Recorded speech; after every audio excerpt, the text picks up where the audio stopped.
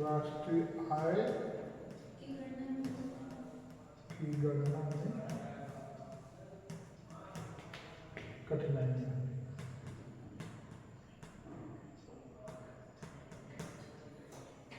ठीक, कल हम लोगों ने पढ़ा था कि जो राष्ट्रीय आय की गणना कैसे की जाती है, कितनी विधि हमने बताया था?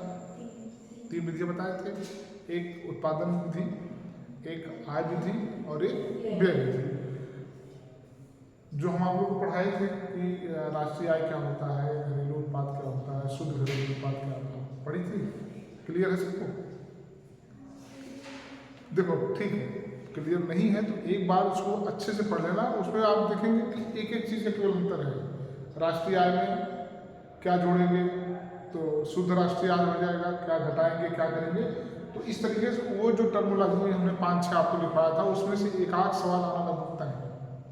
और चूंकि हम लोग जानते हैं कि राष्ट्रीय आय और आर्थिक विकास का जो संबंध है लगभग पूरक संबंध है। जब हम लोग किसी अपनी आय को जब व्यवस्थित करेंगे, सुसंगठित करेंगे, तभी हम उसको बचा सकते हैं। कल हमने आपको बताया कि जब हम कोई प्लान जब तक नहीं बनाएंगे तब तक हम कोई भी इनकम नहीं कर सकते हैं। भाई कोई कम कमाता है, कोई ज़्यादा कमाता है, तो हमें करना क्या है, जितना हम कमाते हैं उसी में से हम अपने को क्या करेंगे, बचाएंगे। जब आप बचाएंगे तो आपका विकास होगा, आर्थिक विकास होगा। आर्थिक विकास होगा तो आपका सामाजिक विकास होगा, आपके सारे विकास होंगे उसमें आपके चीज़ों का। तो उन्होंने क्या बताया कि सिद्धांत में आया कि भाई कमाते जाओ, लेकिन अगर आपके पास सिस्टमेटिक नहीं, जैसे कभी आप देखे होंगे कुछ लोग कहते हैं कि एक व्यक्ति कमाया तो बहुत लेकिन बचा नहीं पाया, कमाया तो बहुत लेकिन बचा नहीं पाया। एक आध प्राइमरी के मास्टर हैं, बहुत व्यवस्थित जीवन चलाते हैं कि उसी में बचा भी लेते हैं, घर भी बनवा लेते हैं, 2-4 शादी भी कर लेते हैं, लेकिन कोई एक अधिकारी होता है वो नहीं बचा पाता है। क्यों? क्योंकि अकूत का पैसा कमाता है और अकूत का खर्च कर देता है उसे। लेकिन जो सिस्टमेटिक रहता है, जो अपनी आय को व्यवस्थित कर लेता है कि हमें कितना खर्च करना है, कितना बचाना है, वो आर्थिक रूप से विकसित हो जाता है। तो सेम चीज़ें वही जो हम लोग अपने पे लागू करते हैं, अपने घर परिवार पे लागू करते हैं, सेम वही बातें देश पर भी लागू होगी। देश में जितनी आय हो रही है, बिना मतलब अगर खर्च कर दिया जाए, तो अगर कहीं कोई आपातकाल आ जाए, कोई व्यवस्था इस तरीके की आ जाए तो क्या होगा? जैसे सन 1990-91 में कंडीशन आई थी, कर्ज में देश डूब गया था, फिर वही बात आ जाएगी। जैसे कोरोना को आप देख लो, कोरोना लगभग जो भी रहा हो 5-6 महीना पहला लॉकडाउन था और 4-5 महीना मुझे लगता है दूसरा भी रहा होगा। तो मोटी मोटा 1 साल का मामला अगर हम मान लें तो 1 साल सब लोग अपने घर में बंद थे, मतलब कोई काम नहीं कर रहे थे, चाहे कोई प्राइवेट वाला हो चाहे सिविल हो। तो अब सोचिए कि अगर उस घर में अगर पहले का कमाया हुआ पैसा, पहले की उत्पादन की हुई चीज़ें अगर घर में ना होती तो 1 साल बैठ करके आप खा लेते। आया ना, एक कंडीशन आई ना। मज़े की बात तो ये कि जो लोग बाहर रहते थे वो भी आ गए खाने के लिए। गेहूँ चावल जो हम आप बना के रखे थे कि ये हमारा 1 साल चलेगा, 10 लोग हैं 1 साल चलेगा, 5 लोग बाहर से भी आ गए। ठीक, दूसरी चीज़ तो अब अगर आप रखे ना होते, अगर रोज़ कमाने और खाने की व्यवस्था करते तो उस पीरियड में आप क्या करते? तो इसीलिए जो राष्ट्रीय आय जो दादा भाई नौरोजी ने 1867-68 या में पहली बार जब इसका आकलन किया था तो उनका यही उद्देश्य था कि हम आर्थिक रूप से तभी विकसित होंगे जब हम अपनी आय को क्या करेंगे, व्यवस्थित करेंगे। तो जब अपनी आय को हम व्यवस्थित करेंगे, इससे हमारा आर्थिक विकास होगा। तो जाहिर सी बात है, आज के समय में अगर आपका आर्थिक विकास है, अगर आप आर्थिक रूप से विकसित हैं, मजबूत हैं, तो आपको 4 लोग बिना मतलब के नमस्कार करेंगे। तो उससे आपका सारा विकास होगा, आपका सामाजिक विकास भी होगा और आपका सांस्कृतिक विकास भी होगा। सामाजिक विकास इस तरह होगा कि अगर आप पैसे वाले हैं तो बिना मतलब लोग आपको अपने यहाँ बुलाएंगे, निमंत्रण देंगे। अब कोई गरीब व्यक्ति है तो उसको लोग छोड़ देते हैं, जाने तो किसी काम का नहीं है। तो उन्होंने सोचिए कि जो चीज़ें आज हम लोग 1867 और ये लगभग 150-200 साल के बाद सोच रहे हैं, वो लोग पहले ही सोच लिए थे।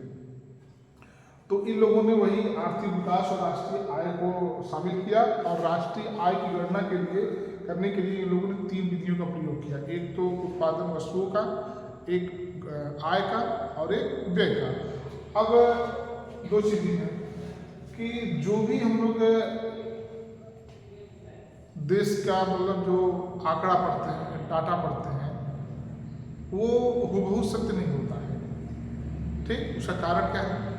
हमने कल आपको बताया था कि हम लोग जब कोई भी चीज़, चाहे किसी की आय की बात करते हों या किसी भी चीज़ का अगर हमको आकलन करना हो, आंकड़ा निकालना हो पूरे देश का या उत्तर प्रदेश का ही, तो अगर हम उत्तर प्रदेश की बात करें तो मानिए कि उत्तर प्रदेश की जनसंख्या लगभग 20 करोड़ है, 20 से 31 करोड़ है।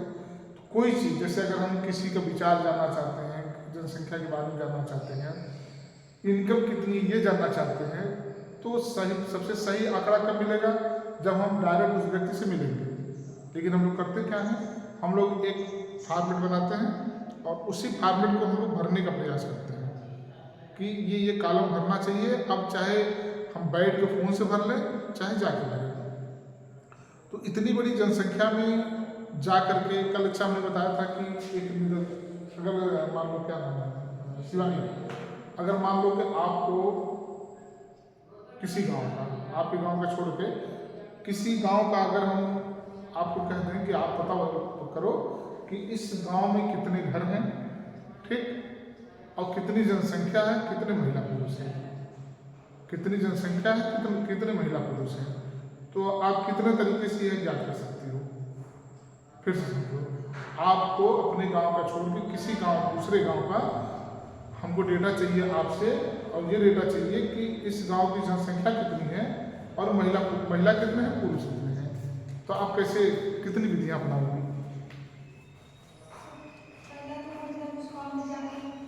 जाके उसे क्या कहेंगे, उस विधि की क्या कहेंगे?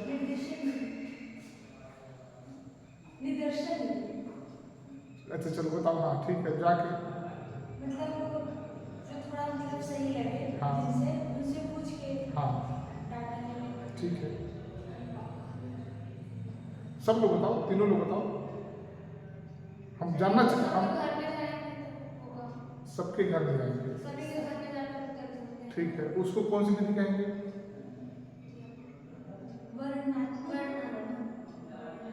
और तो बताओ ना, हम बता रहे हैं आपको, बताओ, ये मतलब मैं व्यवहारिक चीज पूछ रहा हूँ। और घर बैठ के ऐसे किसी के हम फोन कर, किसी एक लोग को जानते हैं, उनसे फोन करके पूछ ठीक है, लेंगे। तो ये कौन सी विधि हो जाएगी? चलो देखो, थोड़ा सा समझ लो आप। कभी हमने आपको बताया था, शायद आप लोग भूल गई हो।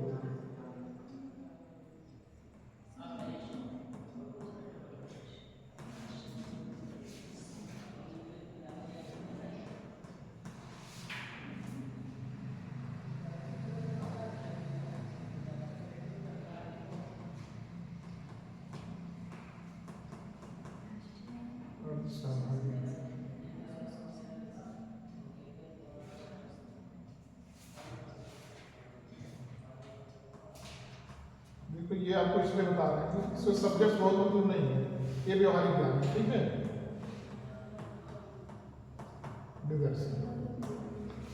सर, हाँ, वो जो दादाभाई नौरोजी ने किया था राष्ट्रीय आय की गणना, तो वो 1867% है। हाँ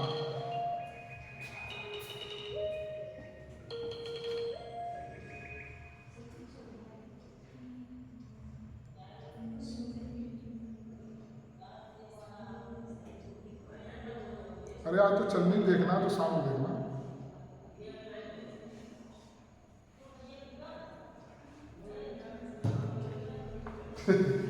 तो क्या है, कुछ गड़बड़ था क्या? सर वो लोग ना 1967 नहीं, 1800 तो कल ही बताया था, क्या हो सकता हो। तो हाँ देखो इधर सुनिए, ये हम लोग 4 तरीके से करेंगे।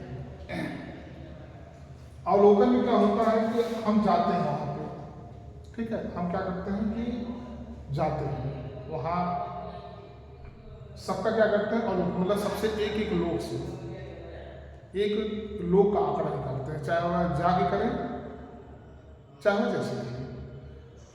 और सहभागी अवलोकन में क्या होता है, देखिए दोनों अंतर क्या है, ये हम अवलोकन कर रहे हैं लेकिन ये सहभागी अवलोकन ये होता है कि हम जाते हैं, उनके साथ रहते हैं, खाते पीते हैं और उनको पता नहीं लग पाता, हम नींद में चले जाते हैं। जैसे अगर मान लीजिए हमको अगर चलिए तो जनगणना की बात हो गई, अगर हमें कल्चर ज्ञान करना है कि इसमें इस गांव में बाल विवाह के क्या कारण है, ठीक, महिला शिक्षा के क्या कारण है, तो हम किसी से पूछेंगे नहीं, हम जाएंगे आपके साथ घुल मिल जाएंगे। नहीं तो जैसे अगर आदमी आपसे परिचय बनाना है तो 2 बार 3 बार आपसे मिलेगा तो धीरे धीरे जान पहचान हो जाती है। तो आपके साथ रहते रहते, मतलब उस गांव में रहते रहते वो क्या करेगा, आंकड़ा निकाल देगा। इसे क्या कहते हैं, सहभागी होकर, मतलब कि भागीदार होकर के, आपके जीवन में भागीदार होकर, आपके कल्चर में, व्यवहार में भागीदार होकर के इस तरीके से कर लेता है। अर्ध सहभागी क्या होता है कि कुछ चीज़ें आपके साथ रह के करता है और कुछ चीज़ें बाहर रह कर लेता है। जैसे कुछ चीज़ें हम जान गए, उसी आधार पर हमने क्या किया और चीज़ों को मार्क कर लेंगे। और निदर्शन होता है कि जब हम जा करके या किसी भी तरीके से कुछ लोगों से, चुनिंदा लोगों से उस बारे में पूछ करके कोई निष्कर्ष निकालते हैं, उसे कहते हैं निदर्शन। ठीक, तो वो वर्णनात्मक नहीं होता है, वर्णनात्मक तो लिखने की विधि होती है, उसे अवलोकन कहते हैं। अवलोकन मतलब होता है आँख से देखना, खुद जाके करना, इसे क्या कहते हैं, अवलोकन कहते हैं। तो अवलोकन के भी 2 प्रकार होते हैं, सहभागी और अर्ध सहभागी। सहभागी में पूरा का पूरा आंकड़ा हम वहाँ रह करके निकालते हैं और अर्ध सहभागी में कुछ आंकड़ा रह के निकालते हैं और कुछ हम जान जाते हैं। जैसे मान लीजिए कि अगर किसी की दिनचर्या की बात अगर हमें याद करना है, भाई मर्डर कैसे होता है, रेकी होती है ना पहले, कि पहले ये देखो कि ये आदमी की दिनचर्या क्या है, तो 10 दिन लोग रेकी करते हैं, तब ये होता है अच्छा, इसका मतलब कि ये आदमी मॉर्निंग वॉक करने रोज जाता है। ठीक, तो इसमें होता क्या है कि हम लोग जब साथ रहते हैं तो किसी भी व्यक्ति का नेचर, व्यवहार हमको पता लग जाता है। तो बाकी चीज़ों को हम लोग क्या करते हैं, जैसे अर्ध सहभागी में तो कुछ तो जा करके याद करते हैं और कुछ ऐसे ही याद कर लेते हैं। और तो देखिए ये आपका किसी भी चीज़ को ये सब्जेक्ट से अलग करके आपको बता दिए, व्यवहारिक चीज़ें हैं। भाई आपको अगर कोई अभी कह दे कि आपको ये डाटा हमको देना है, तो डाटा देने के लिए आप विधि अपनाएंगे ना। अब इसमें तो बाजी तो बहुत शोर करेंगे आज। अब इस समय के दौर में ये दोनों क्या हो रही है, अगर हम इनसे आंकड़ा निकालते हैं तो हमारा जो आंकड़ा है वो सही आएगा। क्यों? क्योंकि हमको रिपोर्ट करना है और हम जाके उसको निकालेंगे। और ये जो निदर्शन है जो कि आज के दौर में सबसे पॉपुलर विधि है, व्यक्ति सभी चीज़ों का अध्ययन न करके बल्कि उसकी कुछ इकाइयों का अध्ययन कर लिया जाता है और उसी इकाइयों के आधार पर संपूर्ण का निष्कर्ष निकाल लिया जाता है। उस हम लोग क्या करते हैं, निदर्शन या सैंपलिंग विधि। इंग्लिश अगर आप पकड़ोगे तो ज़्यादा बेहतर रहेगा, सैंपलिंग विधि। इसके भी कई प्रारूप हैं, कई मतलब प्रकार हैं, लेकिन वो बहुत अंदर की बात है, अभी वो उसमें आपको जानने की जरूरत नहीं है। तो आप इसको मोटा मोटा ऐसे समझ लो कि जैसे हम लोग पहले जब चावल पकाते हैं, घर में खाना पकाते हैं, तो चावल हमारा पका कि नहीं पका, हम लोग एक चावल निकाल कर देख लेते हैं और एक चावल अगर पक गया है तो माना जाता है कि सारा का सारा चावल पका हुआ है। उसी को क्या कहते हैं, निदर्शन विधि। तो जो सरकारी आंकड़े निकाले जाते हैं, कल हमने बताया था ना कि जनसंख्या की गिनती कैसे होती है, ये है वो है, इसी तरीके से लोग करते हैं। आइए हम थोड़ा टॉपिक पे आते हैं, राष्ट्रीय आय की गणना में कठिनाइयाँ।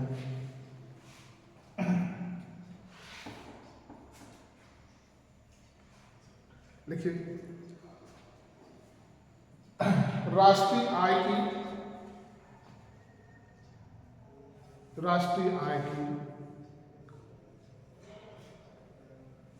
गणना करते समय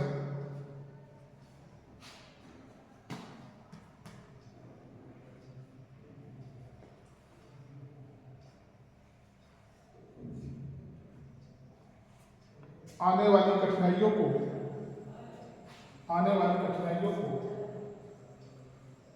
दो भागों में बांटा जा सकता है।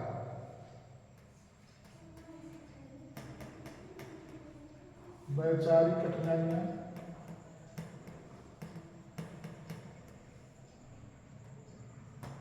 दूसरा व्यवहारिक कठिनाइयां। व्यवहारिक कठिनाइयाँ।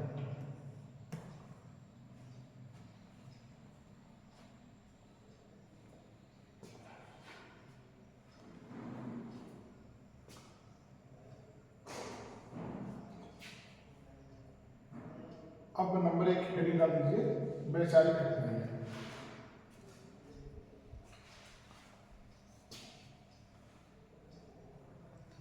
वैचारिक कठिनाइयाँ का मतलब क्या हुआ?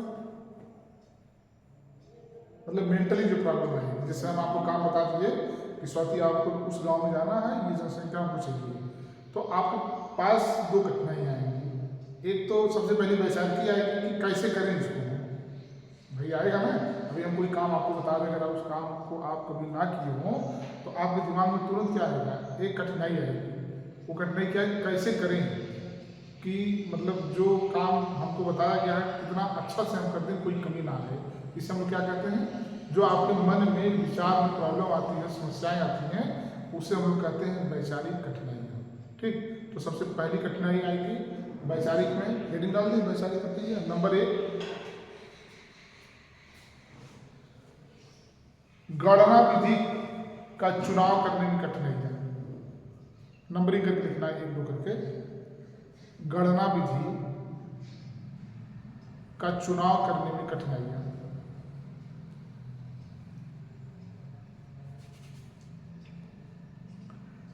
चुनाव करने में कठिनाइयाँ।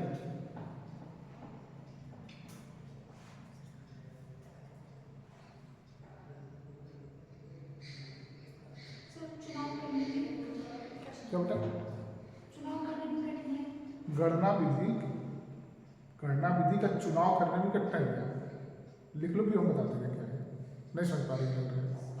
मतलब कि गणना की जो विधि है, जैसे 3 विधि हमने बता दिया, या ये विधि हमने बता दिया, तो इसमें अब एक कठिनाई आपके सामने आएगी ना, इसको करें किसको करें। अब आप सोचेंगे यार दर्शन में थोड़ा कम टाइम लगेगा, लेकिन कहीं ऐसा ना हो कि सर को पता लग जाए कि ये कौन सा आंकड़ा आ गया है, गलत हो जाए, और ऊपर में आप करेंगे सोचेंगे पूरा दिन टाइम चला जाएगा। ठीक, आज मेला भी लगने वाला है, मेला भी जाना है, तो पता लगेगा कि अब क्या करें। अगर मान लीजिए उदाहरण बता रहे हैं कि अगर आपको एक ही दिन में 2-3 काम करने हो, ठीक, और आपको ये काम जरूरी हो, तो अगर आपके मन में क्या आएगा कि 4 गणना की विधियाँ आपको दे दी जाए, तो आप सोचेंगे कि ये वाली विधि तो बहुत अच्छी है, आंकड़ा हमारा डेटा बहुत सही आएगा, लेकिन इस वाली विधि में समय बहुत लगने वाला है, और हम आपको 3 बजे 4 बजे कहीं और जाना है, तो ये वाला भी आपको कठिनाई आएगी। इसमें आप आएंगे तो इसमें आपको एक दिक्कत आएगी कि इसके द्वारा जो प्राप्त डेटा होगा वो बिल्कुल परफेक्ट नहीं होगा। हो सकता है जो व्यक्ति आपको जांच करने के लिए बोला है उसको पता लग जाए या गलत साबित, तो ये क्या होगा, आपके मन में इन विधियों को चुनने में कठिनाई आएगी ना। तो ये वैचारिक कठिनाइयों में आएगा कि गणना विधि की कौन सी विधि को चुने कि जो कि हमारा डेटा सही हो। तो वैचारिक कठिनाइयों में सबसे नंबर 1 क्या आएगा, गणना विधि के चुनाव करने में कठिनाइयाँ। दूसरा,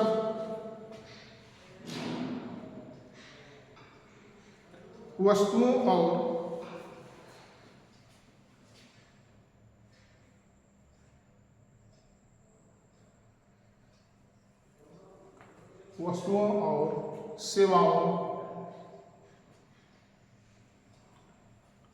का चुनाव करने में कठिनाइयाँ।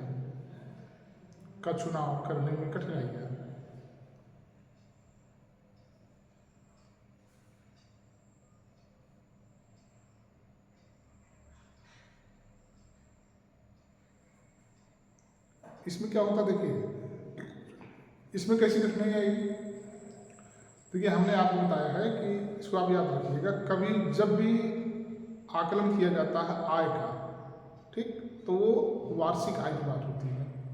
अब जैसे मान लीजिए कि आप किसी उत्पादन की चीज़ों का अगर आकलन आप कर रही है और बीच में आप चलेगी मार्च अप्रैल में, और मार्च अप्रैल में आप कोई डाटा इकट्ठा कर रही हैं, और एक गांव में 15 लोग नौकरी करने वाले हैं या 20 लोग नौकरी करने वाले हैं, 5 लोग सरकारी हैं और 15 लोग प्राइवेट हैं। तो आपने वहाँ सेवाओं का डाटा दे दिया कि 10 लोग 10,000 रुपये महीना कमाते हैं और 5 लोग 40,000 रुपये महीना कमाते हैं। अब आप डेटा देके चलिए, 3 महीने बाद पता लगता है कि 5 लोग प्राइवेट नौकरी करने वाले नौकरी छोड़ दिए। भाई ऐसे समझो आप, जैसे 10 लोग प्राइवेट नौकरी कर रहे हैं, ठीक है, और ये लोग, एक लोग 5,000 रुपये पा रहे हैं, ठीक, तो अगर हम लोग 10 लोग का देखा जाए तो कितना हो जाए?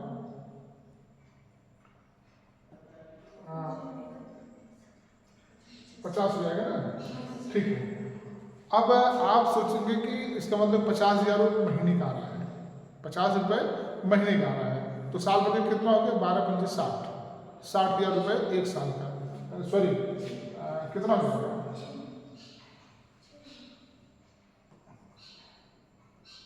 6 लाख हो जाएगा, ठीक। अब ये तो आपने दे दिया कि इस गांव की वार्षिक आय कितनी है? 6 लाख है। अब पता लगा जैसे आप डेटा देखे गए 2 से 3 महीने के बाद 5 लोग इसमें नौकरी छोड़ दिए, तो 5 लोग नौकरी छोड़ देंगे तो कितना आपका 15 3 45,000 रुपये महीने का क्या हो जाएगा? कम हो जाएगा। तो ये डेटा सही नहीं आएगा। ये सबसे बड़ी चुनाव की दिक्कत आती है कि वस्तुओं और सेवाओं का हम कैसे चुनाव करें कि जिससे कि इसका डाटा अंतिम तक आए। बात आती है ना, इस तरीके का हम जब कोई आकलन करेंगे, भाई जैसे यहाँ पे मान लीजिए कि एडमिशन होता है, ठीक, एडमिशन अगर हो रहा है, हर साल 10-15 बच्चे छोड़ दे रहे हैं, तो अगर हम पहले साल का डेटा दे दें सरकार को या किसी संस्था को, हमारे इतने एडमिशन हुए हैं, और अगले साल 10 लड़के छोड़ दिए, अगले साल फिर 10 लड़के छोड़ दिए, तो 3 साल का जो डाटा होता है कि इस छात्र में BA कितने लोगों ने किया, डाटा क्लियर नहीं होगा। इसीलिए हमेशा डाटा कब जाता है? जब 3rd ईयर आपका पूरा हो जाता है। तो डिग्री आपकी इसलिए मिलती है लास्ट में, बीच में जो लोग छोड़ देते हैं उनको हटा दिया जाता है, तब ये डाटा क्लियर होता है। नहीं समझे? जैसे आप समझिए कि मान लीजिए 200 एडमिशन हुआ फर्स्ट ईयर में, ठीक, सेकेंड ईयर में 10 लोग छोड़ दिए, कितना बचा? 190, फाइनल में फिर 10 लोग छोड़ दिए, कितना बचा? 180। अगर हम 200 को ही माने बना के चले, तुम्हारा आंकड़ा सही है गलत? गलत हो जाएगा। इसलिए लास्ट में जब तीनों साल पूरा हो जाता है तब हम कहते हैं अच्छा 2022 से लेकर के 2025 तक में हमारे कितने बच्चे थे? 180 थे। तो इन चीज़ों का चुनाव करने में कठिनाई आती है। तो दूसरा हो गया पॉइंट, वस्तुओं और के चुनाव में भी कठिनाई है। अगला व्यवहारिक कठिनाई, व्यवहारिक कठिनाइयाँ।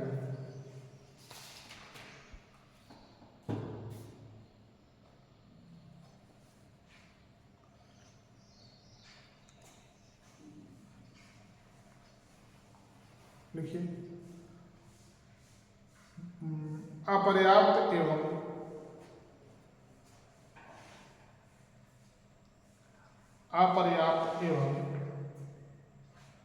अविश्वसनीय आंकड़े, अविश्वसनीय आंकड़े।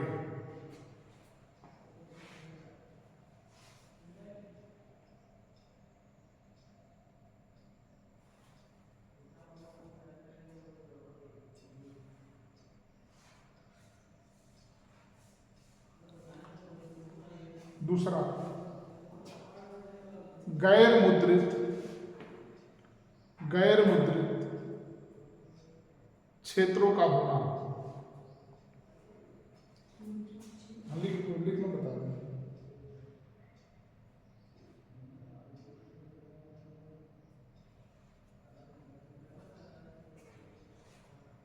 गैर मुद्रित क्षेत्रों का होना, जैसे उसी में आगे, जैसे आज भी गांव में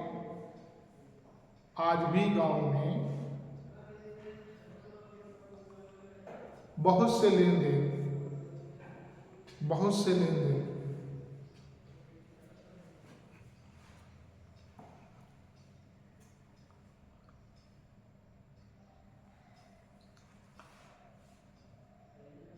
बिना पैसे एवं मुद्रा के होते हैं, बिना पैसे एवं मुद्रा के होते हैं।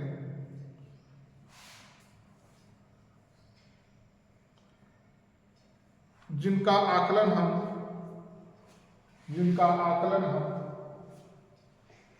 सही नहीं निकाल सकते।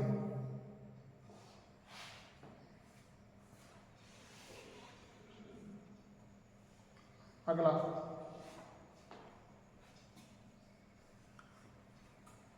कुटीर उद्योगों का उत्पादन।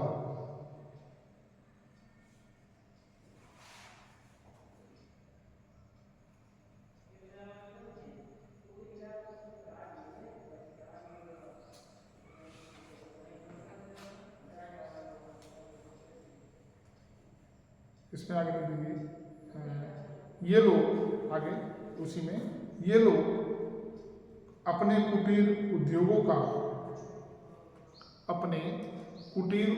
का सही सही आंकड़ा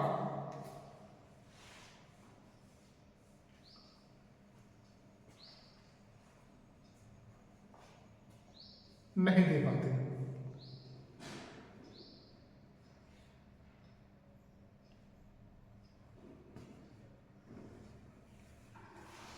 कुटीर उद्योग में क्या है? सर जो काम मतलब हाथों से करते हैं। कौन काम हाथों से लोग नहीं करते?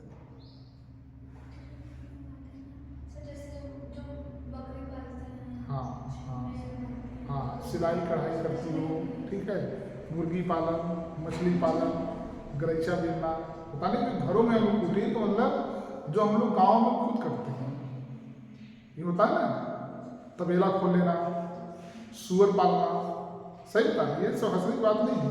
ये क्या है, इसे कुटीर उद्योग में आता है। ये मतलब हमारा खुद का उद्योग है, तो इसकी जो आय होती है ये अपना आंकड़ा सही तरीके से नहीं दे पाते। क्यों? क्योंकि पता लगे कि कितना आया कितना, उनका यही है कि बस कमा रहे हैं, खा रहे हैं, तो इनकी आय का आकलन में ठीक से नहीं लगा पाते। ये आप पूछेंगे कि अच्छा एक साल पहले आप कितना, आप पिछले साल कितना आप कमाए थे, तो सोचेंगे अच्छा इतना, अच्छा वो वाला तो उतना वहाँ हो गया था, ये बकाया था, मिला कि नहीं मिला, ठीक, इस तरह जोड़े घटाएंगे।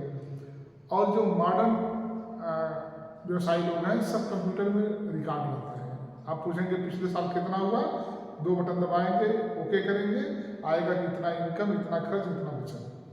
तो ये आंकड़े सही है, विश्वसनीय है। और जो कुटीर उद्योग के आंकड़े हैं ये लोग एक तो सही नहीं रख पाते, दूसरे ठीक से बता नहीं पाएंगे। जब ठीक से बता नहीं पाएंगे तो आप भी जैसे वो बताएंगे वैसे आप भी करेंगे, तो जाहिर सी बात वो आंकड़ा सही नहीं माना जाएगा। ठीक है, कुटीर उद्योग में छोटे छोटे उद्योग आते हैं जो गांव में या लोग खुद अपने घर में चलाते हैं। सर जैसे कुम्हार जो मिट्टी। हाँ हाँ, वो भी कुटीर बिल्कुल आएगा, बिल्कुल आएगा। ऐसे समझ लो ना कि जो उद्योग आप अपने घर में चलाते हो, खोलते हैं, उसी को हम लोग क्या कहते हैं, कुटीर उद्योग कहते हैं। अगला देखिए, अनेक व्यक्तियों द्वारा बहुकार्य या कई कार्य।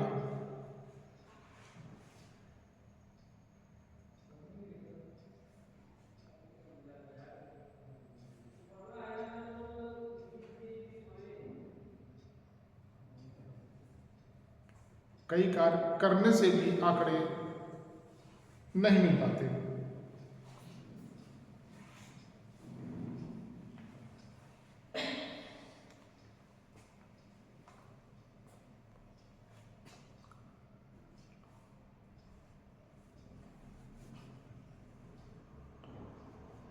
इसका क्या मतलब है? राशि बताओ, थोड़ा बोलो, जो लिख रही हो समझ में आ रहा है, बताओ इसका क्या मतलब है? अपना काम बदलते रहते हैं, कभी कुछ काम किए, कभी कुछ काम किए। कभी कुछ कभी कुछ, ठीक। तो बताओ स्वाति, उस पॉइंट को पढ़ो, पहले मन से पढ़ो उसको, उस देखो क्या कह रहा है। सर जैसे कि मतलब एक साथ कई कार्य। हाँ, उसमें नहीं। बदलना तो हुआ, एक छोड़ के एक ही पकड़ना। अब जैसे यही उदाहरण आपको बता दें, श्यामली 3 स्कूल पढ़ाते हैं, ठीक। अब मान लो कि यहाँ कोई अगर इनकी आय जानने के लिए आएगा, पूछने के लिए आएगा, तो यहाँ की आय बताएंगे, बाकी 2 जगह की आय, ठीक। वहाँ जाएगा तो यहाँ का नहीं बताएंगे, तो डाटा कैसे हुआ, गड़बड़ हुआ ना। और यहाँ हम लोग भी हैं, यहाँ की आय मतलब कुछ नहीं, ठीक, कोई और आय है, तो हम लोग जब वहाँ कोई हमसे पूछने आएगा हम उसको बताएंगे, यहाँ कोई पूछने आएगा तो हम उसको बताएंगे। तो ये कठिनाई आएगी कि नहीं, सही आंकड़ा आप कहाँ निकाल पाए। एक व्यक्ति की, जैसे मान लीजिए कि कहीं अगर आप 3 जगह काम कर रही हो, कहीं 20,000 पा रही हो, ठीक है, कहीं आप 10,000 पा रही हो, कहीं आप 15,000 पा रही हो, तो अब कितना हो गया? 20, 10, 30, 40, आपको कितना हो गया? 45,000 रुपये हो गया। ठीक, अब पता लगे कि यहाँ आप काम कर रहे हो, यहाँ का आकलन आपने दे दिया, बाकी कहाँ गया? नहीं आया ना, तो ये कठिनाई आएगी कि नहीं? मतलब जब हम गणना करने जाएंगे इस तरह की कठिनाई हमारे सामने आती है। ये हो गया। अगला लिखिए,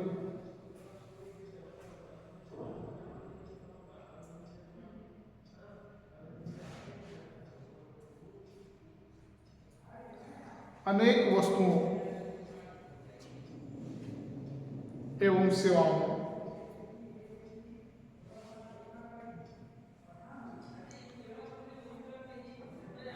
का सही भाव निकालना, का सही भाव निकालना।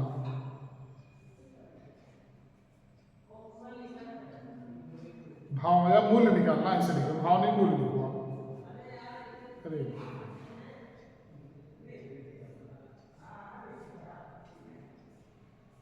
क्या लिखिए? अनेक वस्तुओं सेवाओं का सही मूल्य निकालना असंभव होता है, असंभव होता है।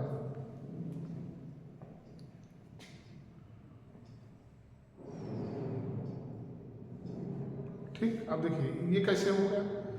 अब ऐसे समझो आपकी कोई चीज, चाहे खाने पीने की चीज ले लें, चाहे सब्जी को ले लें हम लोग, कुछ सब्जी या सारी सब्जी हर मार्केट में उसका रेट अलग अलग रहेगा। जैसे मान लीजिए अगर हमें इलाहाबाद का टमाटर का भाव निकालना हो कि टमाटर का खर्च कितना है, टमाटर कितने की, तो अब टमाटर अभी आज के रेट में कहीं कहीं 40 रुपया किलो है, कहीं 60 रुपया किलो है, मंडी में 15 रुपया किलो है, हो सकता है कहीं 25 रुपया किलो। ठीक, इलाहाबाद में आप बता रहा हूँ। तो अब सोचिए कि अब अगर हम 40 रुपये एवरेज निकाल रहे हैं, मान लीजिए कि 200 किलो टमाटर इलाहाबाद में खप रहा है, मतलब खपत है, और अगर हम इसका 40 रुपये के रेट के हिसाब से निकालेंगे तो अलग रेट आएगा, इसका निकालेंगे तो अलग आएगा, इसका निकालेंगे अलग आएगा। तो हम इसका भी आकलन नहीं कर पाते हैं, क्योंकि हर वस्तुओं का और सेवाओं का मूल्य निकालना क्या होता है? असंभव हो जाता है। ये भी एक कठिनाई आती है भाई। अगर हम लोग करते क्या है कि यही तो होता ना कि कुंभ का मेला लगने वाला था, लगेगा, अब कितने लोग आएंगे? इतने लोग आएंगे, इतने लोग आएंगे, इसका मतलब 20 लाख लोग यहाँ पहले से हैं। 20 लाख लोग अगर 5 किलो मतलब 5 कुंटल टमाटर खा रहे हैं, तो 2 करोड़ लोग और आएंगे, तो 20 लाख के हिसाब से 2 करोड़ का आंकड़ा निकाल के टमाटर तभी तो आएगा ना। अब वो टमाटर का रेट क्या रहेगा? फिर बात आ गई कि मोहनगंज में 25 रुपये मिलेगा, मंडी में 15 रुपये मिलेगा, आप सरसों चले जाएंगे मतलब अंदावा चले जाएंगे इतने मिलेगा, और आगे बढ़ेगा तो 60 रुपये मिलेगा, और है भी इस तरीके से। तो सेम चीज़ें प्राइवेट सेवाओं में भी है। कुछ प्राइवेट स्कूल में वेतन अलग है, कुछ में अलग है। अगर ये होता कि नहीं प्राइवेट स्कूलों के वेतन में इनके इतना टीचर इतना वेतन मान लिया जाए तो बैठे बैठे आप आंकड़ा निकाल लेंगे, ठीक। लेकिन स्कूलों की संख्या अगर आपको पता है, टीचरों की भी संख्या आपको पता है, फिर भी आप वेतन का पता नहीं लगा पाएंगे। क्यों? क्योंकि सभी प्राइवेट स्कूलों में वेतन अलग अलग है। सरकारी टीचरों का भी वेतन हर प्रदेश से दूसरे प्रदेश में अलग अलग है। प्राइमरी का वेतन हमारे यहाँ मतलब उत्तर प्रदेश में पहला वेतन 45-46 हज़ार रुपये मिलता है, और बिहार में 32,000 रुपये मिलता है। हाँ सर, ये क्यों अलग रहता है? वो रहता है, उनका अपना मानक है। स्केल पे जो होता है, स्केल पे के आधार पर वो बदलता है। हर सरकार का अपना स्केल पे होता है, उसी स्केल पे कुछ होता है। महंगाई सेम रहती है तो ठीक है, लेकिन हर सरकार अपने प्रदेश के हिसाब से अपना काम करती है। जैसे हमारे यहाँ कुछ चीज़ें महंगी हैं, वहाँ पे सस्ती होगी, ठीक। आप रांची में चली जाओगी, रांची हम लोग अभी किसी होटल में चावल खाते हैं तो पहले तो कहेगा नहीं हाफ प्लेट नहीं मिलेगा, फुल प्लेट, मतलब अच्छे होटलों में, और फुल प्लेट में ही इतना ही देगा कि ठीक ठाक खाने वाले का पेट नहीं भरेगा, ठीक ठाक खाने वाले का पेट नहीं भरेगा। और 4 लोग 5 लोग जा रहे हैं तो हम लोग नाम बात कर इतना इतना लेके होता हाँ हो गया। रांची में आप चली जाओगी तो उस समय मैं बता रहा हूँ 2015-16 में गया था, 20 रुपये का इतना चावल, मतलब हम चारों लोग अगर खा लें तो भी बच जाएगा। और मछली के साथ 20 रुपये में 3-4 पीस मछली और इतना इतना चावल, समझ रही हो ना कि मैं कम ही बता रहा हूँ। फिर मांगूंगी फिर एक कटोरा भर के, मतलब हम आप मिल के 4 लोग खाए तो नहीं खा पाए। आप समझो आप कि ये क्या हो गया, कचुआ क्या सर ये इधर से सेकंड वाले में इधर से सेकंड सर इधर से हाँ इसको सेकंड कौन सा सेकंड वाला जो इस तरफ है ये हाँ ये कई वही सर अपने से जा रहा है।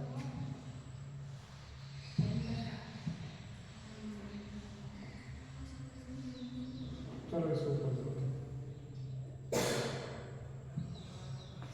ठीक है, तो ये होता है। अब वहाँ तो वेतन कम रहेगा ना। अब यहाँ आप कहेंगे कि सर ये बताइए इतना आप हमको दे रहे हैं 40,000 रुपये, अगर होटल में हम खाना खाने जाएंगे बीवी बच्चे को लेकर के तो 500,000 रुपये मेरा खर्च हो जाएगा, और वहाँ जाएंगे तो 100 रुपये खर्च होगा। आज समझो मेरी बात। आप यहाँ पे अगर इलाहाबाद शहर में खाना खाने जा रहे हैं तो कम से कम 1,000 रुपये तो लगभग खर्च होना तय है, और सेम खाना अगर आप वहाँ खाती हो तो 200 रुपये खर्च होगा। अंतर आया नहीं?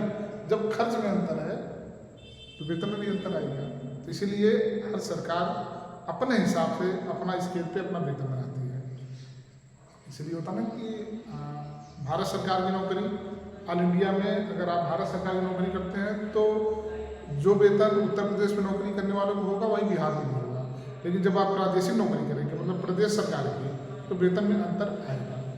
तो वहाँ का इंटर कॉलेज में प्रवक्ता का वेतन मतलब 42-44 हज़ार शुरू होता है, हमारे यहाँ इंटर कॉलेज प्रवक्ता का वेतन 55-56 हज़ार शुरू होता है। तो सेम चीज़ें हैं ये। तो हाँ, तो ये जो वस्तुओं का और मतलब सेवाओं का जो आकलन हम लोग नहीं लगा पाते, क्योंकि कारण क्या है कि एक व्यक्ति कई काम करता है। तो हम लोग सही उसका अच्छा ये भी पाते हैं कि लोग चुराते बताते भी नहीं हैं कि हम एक साथ 3 काम करते हैं, क्योंकि ये गलत है। ठीक, तो कुल मिला करके इससे हम अपना उसका सही आंकड़ा हमारा निकल नहीं पाता है। और ये भी एक तरीके से वैचारिक उसमें आएगी, व्यवहारिक कठिनाई में आ जाएगी। अगले हेडिंग डालिएगा, मतलब उसी पॉइंट है मूल्यांकन की समस्या। मूल्यांकन की समस्या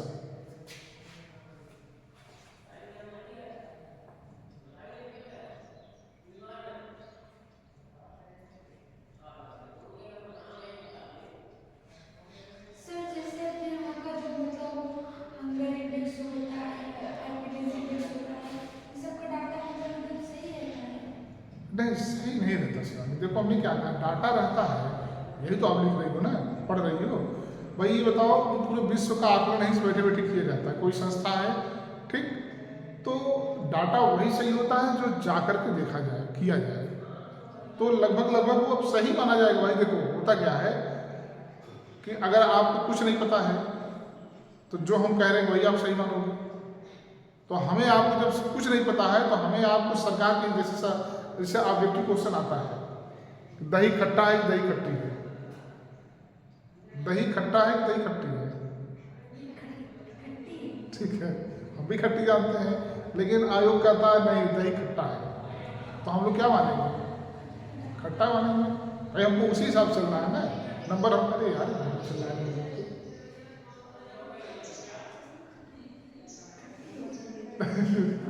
देखो ये बात आती है जब शुद्ध की, दही खट्टा होता है, खट्टा होगा पुलिंग है, दही जो है पुलिंग है, ठीक, दही खट्टी नहीं होती, लेकिन हम लोग बोलते क्या है दही खट्टी होती है। तो अब ये जो आयोग है या जो जिसकी हम लोग परीक्षा लेते हैं, तो डिस्टर्ब हो जा रहा है तो हमें क्या करना, उसके हिसाब से काम करना। भाई वो कह रहा है खट्टा है तो खट्टा है, कह रहा दही नहीं है तो नहीं है, हम कहेंगे नहीं है। तो सेम बात है, जब हमें कुछ नहीं पता है तो हमारा जो सरकार हमसे जो कह रहा है वो जानेंगे, तो उसको सही माना जाएगा ना। भाई ये बताओ, अगर कुछ चीज़ें विश्वास में भी तो होता है, हम लोग पृथ्वी पे कैसे आए पता नहीं, ठीक, हम किसके बेटे हैं, आप किसकी बेटी है, ना आप देखे हैं ना हम देखे हैं। हमें आपको बता दिया जाता है ये आपकी मम्मी है, आपके पापा है ना, हम लोग मान लेते हैं। तो ये क्या है, हमारे आपके पास इसके अलावा कोई चारा भी तो नहीं है। तो सेम बातें वही है कि जब हमें सरकार के हिसाब से काम करना है तो सरकार का जो डेटा है उसी को हम लोग क्या करेंगे, सही मानेंगे। अब सवाल अगर ये है कि सर क्या 100% सत्य है, तो जब हम उसको मान रहे हैं तो हम उसको सही ही मानेंगे। जब हम उसको मान रहे हैं तो हम सही मानेंगे, तो कुल मिला के वो सही होता है। भाई देखिए, आपको लगता है कि जैसे हमारे देश में और हमारे देश के लोग, जो ये संयुक्त राष्ट्र संघ है, इसमें लगभग 204 देश संकलित हैं। तो ये जो दूतावास बनता है, दूतावास जानते हो आप लोग, जैसे हमारे देश में भी हर देश की ऑफिस यहाँ पर बनी हुई है। मतलब जहाँ की प्रवासी लोग हमारे रहते हैं और हमारे देश में जिस देश के प्रवासी रहते हैं, यहाँ पे दूतावास बना है। दूतावास मतलब एक तरीके से ऑफिस कर लो। तो उनके सरकार के लोग यहाँ पर, राजनयिक जिनको हम लोग कहते हैं, डिप्लोमेटिक कहते हैं, वो यहाँ रहते हैं। क्यों रहते हैं? अपने देश के लोगों की समस्या सुनने के लिए। जैसे पाकिस्तान में भी हिंदू हैं, भारत के लोग वहाँ भी रहते हैं, यहाँ भी रहते हैं। तो पाकिस्तान का भी दूतावास हमारे यहाँ और हमारा दूतावास पाकिस्तान में भी है। पाकिस्तान में अगर हिंदू को कोई दिक्कत होती है तो अपने दूतावास में जाता है, ये प्रॉब्लम हमारे पास है, वीज़ा है, पासपोर्ट है, या अमेरिका, चीन, कहीं का भी हो।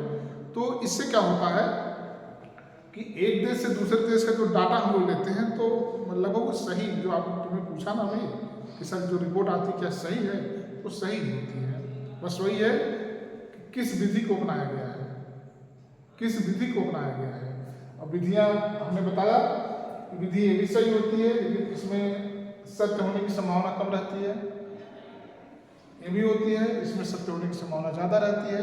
बाकी ये कठिनाइयाँ आती हैं, जो कि वैचारिक और व्यवहारिक, ये दो कठिनाइयाँ हमारे सामने आती हैं। और हम लोगों ने देखा कि व्यवहारिक कठिनाइयों में क्या क्या आता है और वैचारिक कठिनाइयों में क्या आएगा। एक लास्ट में और है मूल्यांकन की समस्या। पॉइंट है केवल, आगे लिख लो थोड़ा सा इसमें आपको।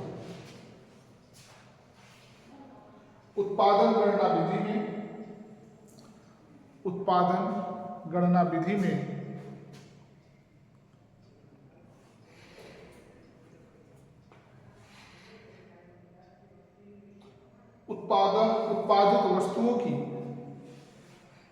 उत्पादित वस्तुओं की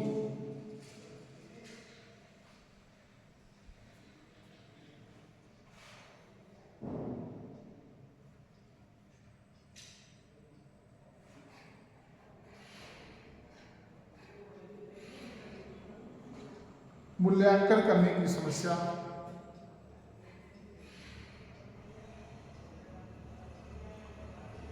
सदैव बनी रहती है।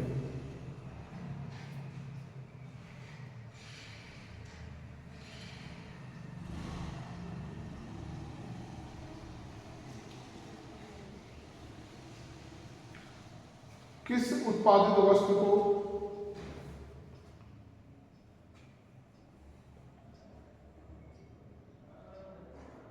अच्छा कहा जाए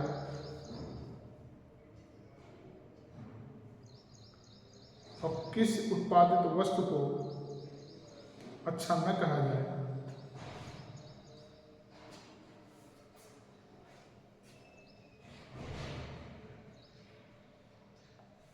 ये कठिनाइयाँ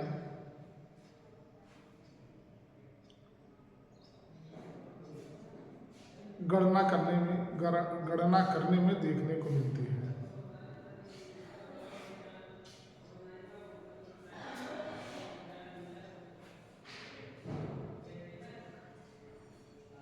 सर अच्छा है, किस उत्पादित वस्तु को अच्छा न कहा जाए, उसके लिए सेंटेंस क्या हो गया, गड़बड़ हो गया। स्वाति लिखी हो, नहीं लिख पाई हो, फिर से बोलो। गणना करने में देखने को मिलती है। कौन सा है मैंने उसके? ये कठिन है। गणना करने में देखने को मिलती है। अच्छा कहा जाए, किसको अच्छा न कहा जाए, ये कठिनाइयाँ गणना करने में देखने को मिलती है, यही तो है ना।